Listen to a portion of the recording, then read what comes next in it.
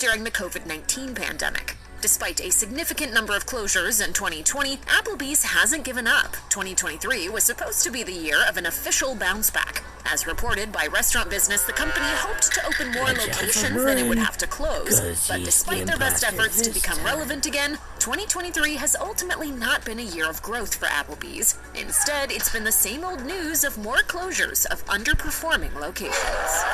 With its sports bar environment, Buffalo Wild Wings has been serving up plenty of beer and chicken to its enthusiastic guests since 1982. However, a grim shadow has recently been cast over the future of this chain. Recently, Buffalo Wild Wings was criticized for serving wings to its customers that weren't actually wings. The company was even taken to court over the issue. They admitted to using chicken breast prepared and fried in such a way to make it look like boneless chicken wings instead of using actual bird wings. If this weren't nefarious enough, the company took another hit in 2023 when it pulled all of its remaining locations out of Canada due to poor sales.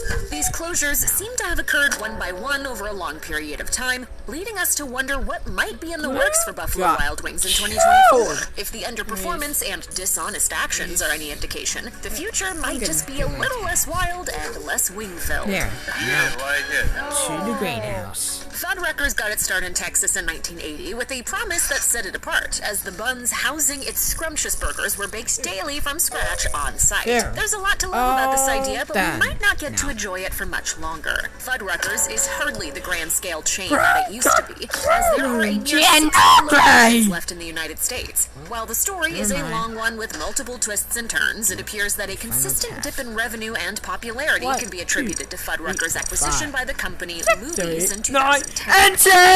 Some less than popular changes that ended up driving earnings down rather than up. In 2020, Luby's itself was liquidated, and Black Titan Industries took over the flailing Fuddruckers locations. While this most recent owner has been admirably trying to rekindle things, we fear that poor Fuddruckers might be too far gone to revive. White Castle is the world's original burger chain. It got the ball rolling for all fast food beef and fry restaurants when its first location opened in 1921. But is it possible that White Castle's long reign might be finally coming to an end? Some recent financial troubles certainly have us concerned. Sadly enough, multiple White Castles have been closing across the nation. While a few shutdowns are hardly reason to panic, there's also a matter of a multi-billion-dollar lawsuit.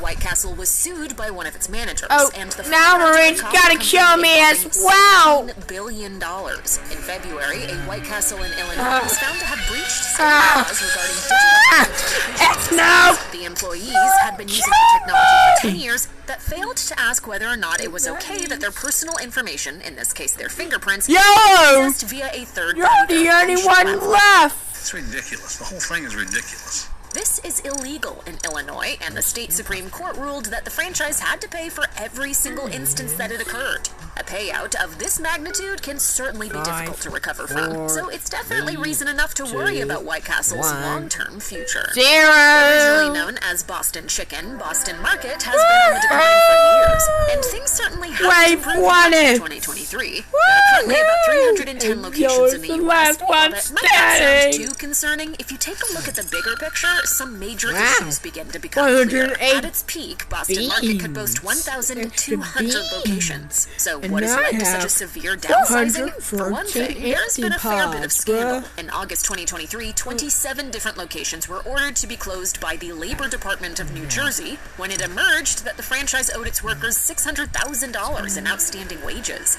The company also had to pay a fine of $2.6 million, which only added to their pile of financial troubles. Obviously, Boston Market will need to implement some changes if it ever hopes to turn around its fortunes. There's nothing quite like filing for bankruptcy to signal the beginning of the end for a restaurant chain. And this is exactly what Old Country Buffet appears to be going through. The formerly popular all-you-can-eat chain once had more than 600 locations to its name. But as of 2023, they're down to a mere 13, many or all of which appear to be standing but not actually operating. What could be to blame for this downfall? As it turns out, bankruptcy is the culprit, and multiple filings at that. The first time happened in 2008, and then again in 2012, and once more in 2016 as well. That latter filing was precipitated by a lawsuit involving Salmonella that lost the franchise millions when it was already in financial turmoil. By the time that Old Country Buffet filed for its fourth bankruptcy in 2021, its parent company, Barbecue Holdings, had pretty much thrown in the towel for good. Since poor Old Country Buffet is basically dead already, we're hoping that it just gets put out of misery sooner rather than later. Well, it seems possible that a burger chain as iconic as Steak and Shake could be destined for eternal doom. The evidence speaks for itself. The company's footprint has been slowly and quietly